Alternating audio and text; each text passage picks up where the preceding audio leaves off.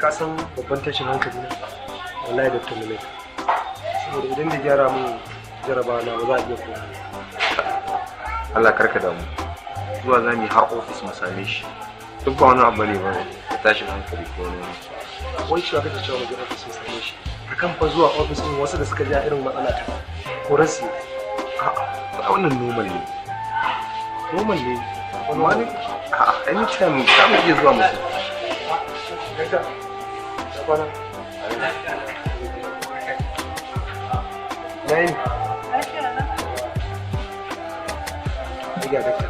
kai dama ce fatar suke kai yanzu kai amfani da wannan damar yanzu ko dan darajar matarsa ma sai ga yama abin da ake so kafai dinga ma ce mu ka san shi ne taurin kai kan ne bajira na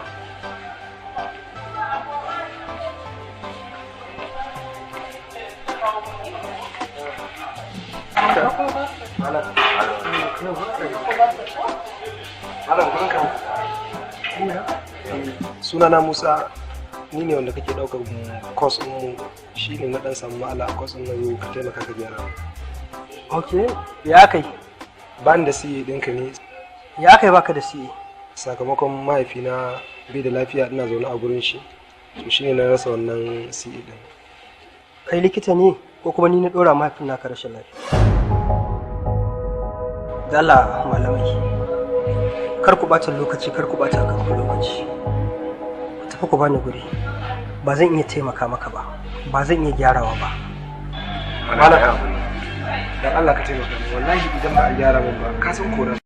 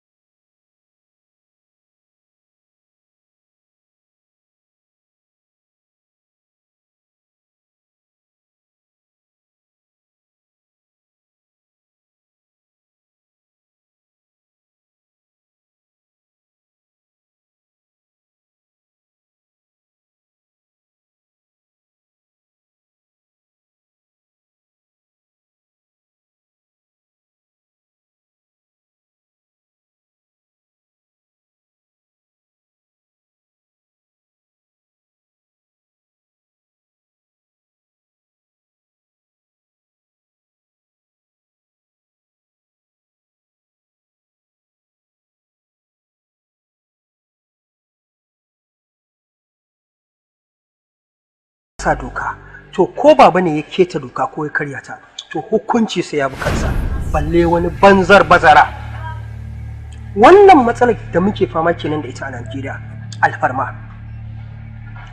Ba ku da aiki sai son a yi alfarma, idan ba yi ba ku da aiki sai zagin shugabanni da mu malaman makaranta. Ban hana shi ya zauna yi karatu ba, ban ga dalilin da zai sa an taimaka masa ba tun da bai ba. Sauran da suka tsaya suka yi karatu suka sami CA din fin su yayi komi.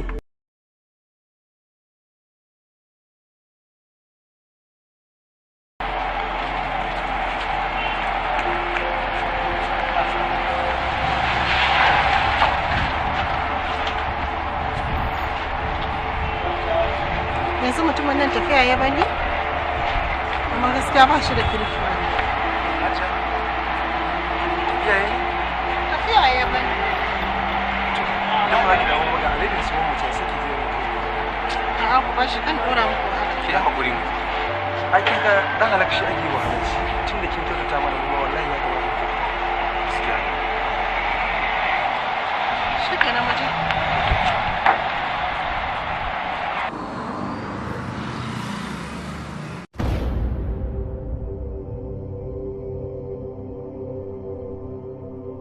Amma gaskiya abin da kai mun ban ji daɗin sa ba yanzu ai ka to ka banni a can gaskiya abin da kake mun ba ka kyauta. Ke kin kyauta?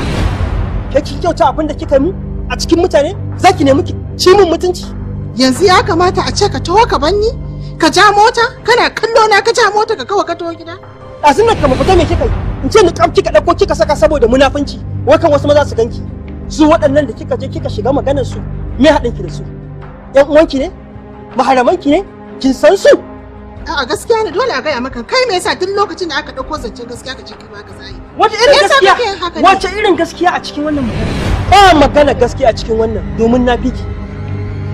Na yi magana na yanke hukunci idan shawara kike so ki bani ta gaskiya sai ki bari ki ja ni gefe ko in mun zo gida ki yi min magana ki bani shawarar da ya kamata amma ba a gaban sa ki nuna musu cewa ni ba ni da mutunci ke kin fi ni mutunci ba me zaki samu a haka sai da kai hakuri dan ku in naga abin da bai kamata ba wallahi sai na faɗa baka tunanin cewa komai zai iya komawa ya je ya dawo yar ka fa zaka ringa tuna yanzu aka yi wa Islam haka ba ya zaka ji wai me kake kokarin blackmailing dina gudu ne shi This is emotion blackmailing. This is emotion blackmailing.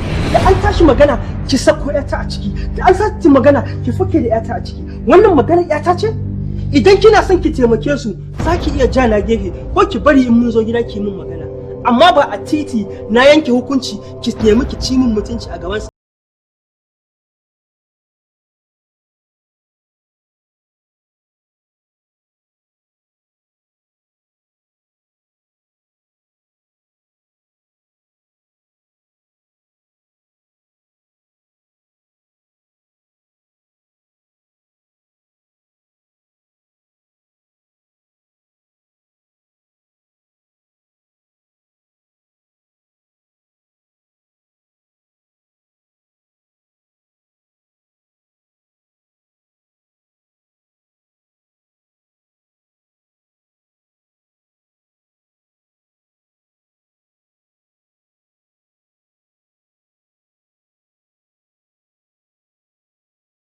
al'amuran rayuwata Abbas har ta ringa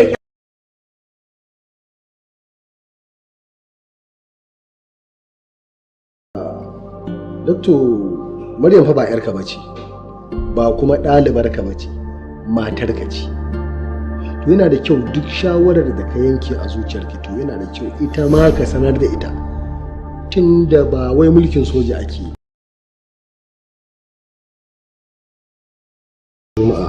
domin mu tattauna wasu matsaloli da suke kokarin tasowa a cikin ahalinmu tsakanin dokta da kuma matarsa Maryama.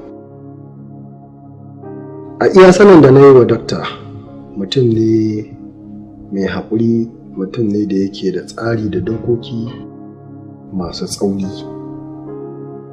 A sanin da na yi wa Maryam kuwa matar kirki ce amma kuma tana da gajin haƙuri. To a iya sani na dai Maryam tamkar ƙanwa ce a gurina tunda mahaifinta aminin mahaifin Fa'iza ne ko ba haka bane? Gaskiya ne mai gida. To saboda haka dokto ka yi haƙuri ka ƙyale Maryam ta ci gaba da tarbiyyantar da Islam bisa doro na al'ada tunda na san hakan ba laifi ba ne. Ke kuma Maryam ke ma ki haƙuri ki ƙyale dokta ya ci gaba da koyar da Islam abubuwa a zamanance. Na tabbata hakan ba zai zamto laifi ba in dai bai saba wa koyarwan shari'ar musulunci ba. abin da yake faruwa a gaskiya mun kasa fahimtar juna ne shi ya kasa fahimta ta ni ma na kasa fahimtar sa shi komai ya fi so a yi shi akan tsarin boko ba wai na ce boko laifi bane a'a so nake a dora Islam akan hanyar addini da al'ada a wannan shekarar nata. Doktor kaji abin da ta ce. Haji amma ya kamata Abbas ka fahimtar da ita ta san cewa rayuwa sai a hankali. Akwai stage da ake zuwa dole sai ka nuna yaronka yadda kake so ya taso. Ban ce ba na son fa'ata ta yi addini ba kar ai min shari yawa amma me ya kamata mu nuna wa Islam muhimmancin karatun boko a rayuwa. Karatun boko daidai ike da karatun addini saboda duk ilimi ne. Amma kana ringa yin shirin cewa ba na son ta yi karatun Islamiyya. Maryam na fata kin fahimci abin da yake nufi. Na fahimta. Ka kuma fahimce ta kai ma. To, na fahimta Allah ya sa ni ma an fahimci abin da nake nufi.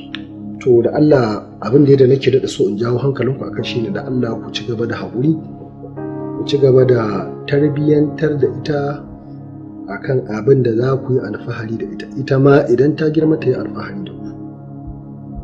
Amma dai dole dai Maryam dai sai an yi ƙara haƙuri dai da juna da Allah da. Insha Allah. Insha Allah.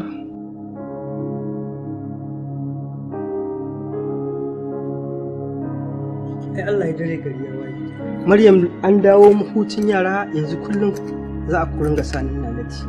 Ya kamata tunda kin san yarinyar nan tana zuwa makaranta. In an tashi a tashe ta da wuri a shirya ta. Amma yanzu tun ɗazu na fito wajen minti ne ko zuwa. Sai ta makara? Kai hakuri. Kuma insha Allah haka ba zai ƙara faruwa ba. Kin fi so dai kullum tana makara kenan. Baby kin shirya? To je ko? Amma akwai wani abu biki mu karatun da koya miki jiya ba. Addu'ar fita daga gida.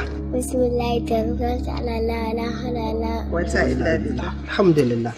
Kin yi daidai baby na Allah ya albarka. To Allah ya dawo da ku lafiya. Allahumma Allah ya tsare. Amin amin. Ku dawo lafiya. Ina mai gadin nan? Islam. Ina mai gadin yake? Ba mutum ne sai ki da gani sai da fice da kusa. Wa sani? Gudan mutum.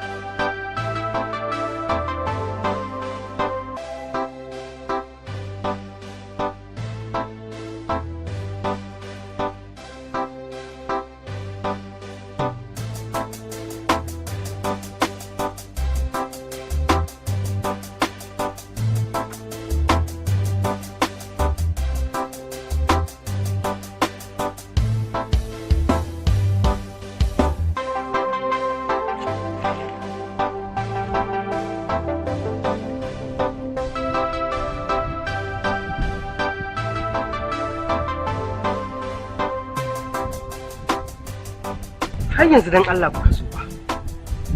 Motar nan ta ki tashi.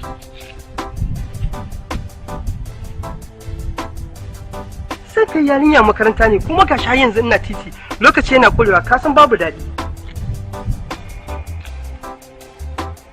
Ina dai gurin da nace maka ina nan mana. Okay, I'm waiting for you, please.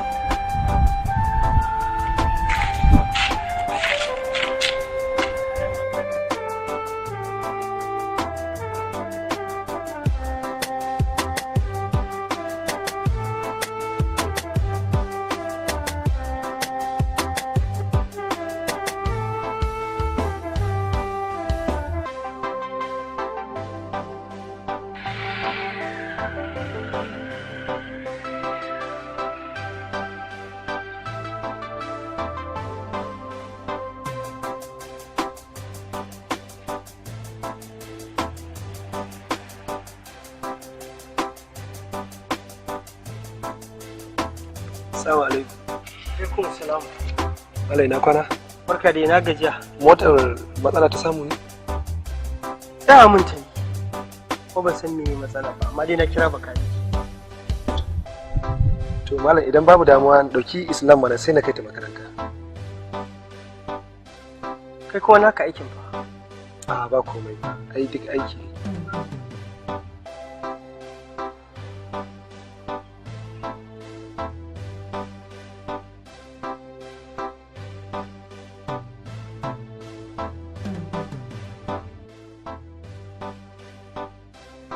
Manta komai ba ko? To shi ke. Yawwa. Na gode fa sosai.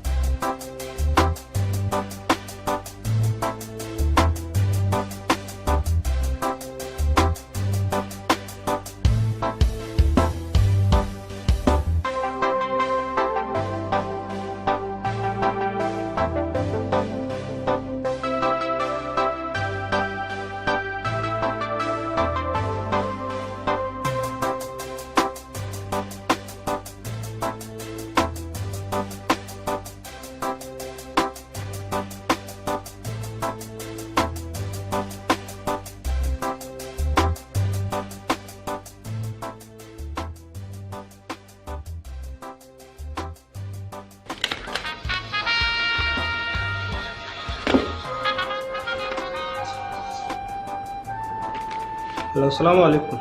Assalamu alaikum. Malam. Na kai ta. Alhamdulillah, masha Allah, masha Allah. To na gode sosai. Thank you very much. Ba komai. Yawwa, na gode.